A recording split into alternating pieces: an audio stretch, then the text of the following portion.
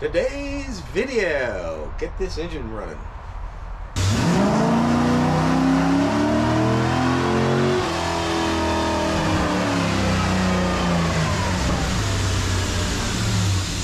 Hello and welcome to ET Garage. I'm Eugene Tordo, and today's video is about getting this engine running. Anyone who hasn't been following my channel, this is a Shade Tree engine build. I'll have a playlist. I'll leave a link on the playlist up here sometime during the video. And if I remember, I'll put it down in the description box. But if you're not familiar with my channel, this engine I've been putting together slowly over time out of parts I just had laying around. Basically, I had the cylinder heads are the original 113 aluminum heads off my 90 Corvette. They were rebuilt a couple years ago. These have been poured in and flow like 223 on the intake. I forgot the exhaust. If I remember, I'll leave info up here somewhere.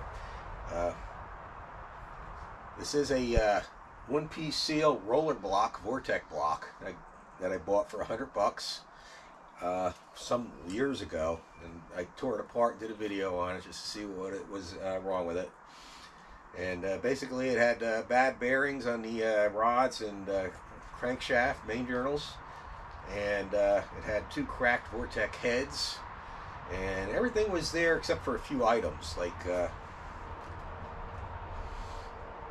so basically everything was there except for a few items. The cylinder walls were in fairly good shape. They were they just needed to be honed. One cylinder still had like a deep groove in it. I honed it the best I could. I did fit all new rings, bearings in here. I did polish the crank myself. I did a video on that. I did that over in my machine over there. So things I had to pick up to get this running was an intake. I got a wind intake. I got this used Carter FB carb. Hopefully I rebuilt it correctly and it runs. I picked up this Vacuum Advanced HEI distributor. I did have to get things like harmonic dampener, and I had to get a timing chain cover. The oil pan came with it, and the oil pump, I had a good oil pump left over from another build. I used that. And the flex plate is a heavy-duty flex plate from an Eagle stroker crank, so that's good. I picked up these cast iron exhaust manifolds on Facebook Marketplace. Same with that wind intake. I got that Facebook Marketplace, the carburetor. Let me think what else. Oh, the camshaft is a comp cams cam that I used to have in my Corvette. It's a roller cam. This is a full roller build, so it has the roller cam, roller lifters, and I have comp roller tip rocker arms, so it doesn't have the full roller rocker arms. I do have a set of them I could put on, and I decided just to put these on for what I'm doing. Oh, I had to pick up a set of valve covers, so I had to pick those up, clean them up, and all that good stuff. And basically, I put a set of used spark plugs in it. I used spark plug wires I'd laid around. It's really all good to go, basically. Starter, I had that extra starter laying around. The plan today is I'm going to hook up this $10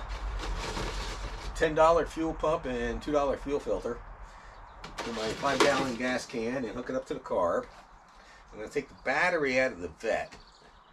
And I could probably just run jumper cables from it over to here, but I don't want to do it that way. I'm going to take it out, and I have a battery cable up there. I'll hook the positive to the starter, and then I'll just use a jumper cable to hook the negative. So that's basically what I just have to do to get this running. I made this little fitting here so it will hook to the quick disconnect coupling on my garden hose.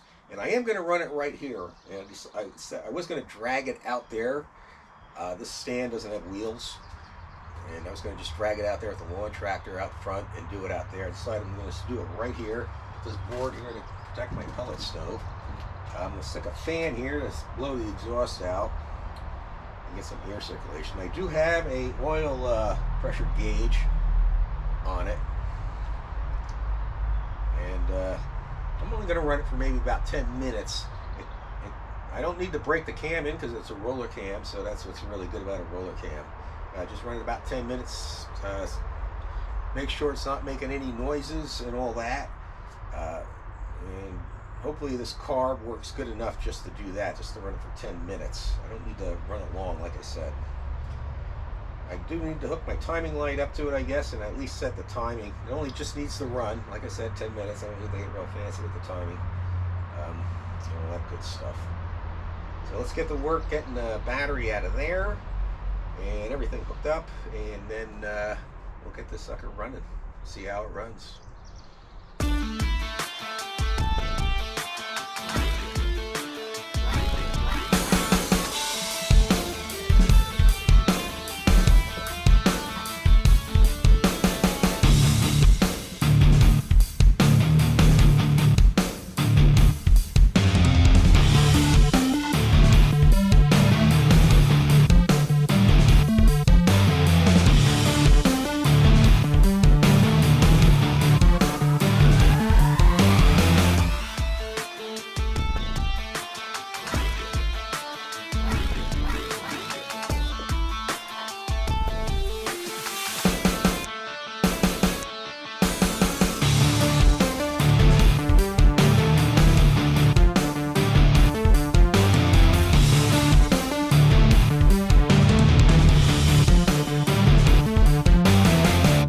Alright, I got everything hooked up and ran into a big snafu. That starter I have doesn't have enough oomph to spin this motor, so I got to figure out why. The starter used to be in my 385 stroker motor, and the reason I changed it was starting to give me problems, so I guess this starter has a problem. Also, this starter needs to be shimmed. The reason I can tell is it's not disengaging. Even if I shim it, I doubt it's going to make a difference. Battery, even with the jumper pack hooked up, doesn't have enough. That's a brand new battery, by the way. It's only maybe a month old, and it's been working great in the Corvette and fully charged and all that stuff. My guess is the starter is fried, and it's taken a real load to turn it, and it actually melted the battery cable a little bit. Originally I tried just the red jumper cable I had, and that melted right away. So, oh, my battery pack jumper is starting to smoke. That's not good. Let's get that sucker off of there.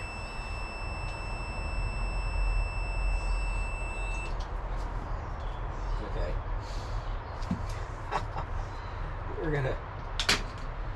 We're gonna try this. Yeah, this ain't good. All right.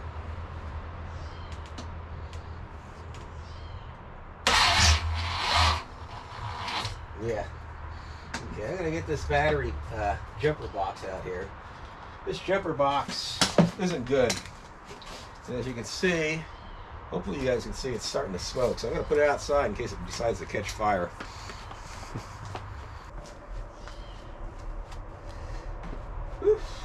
All right, that was a complete waste of time.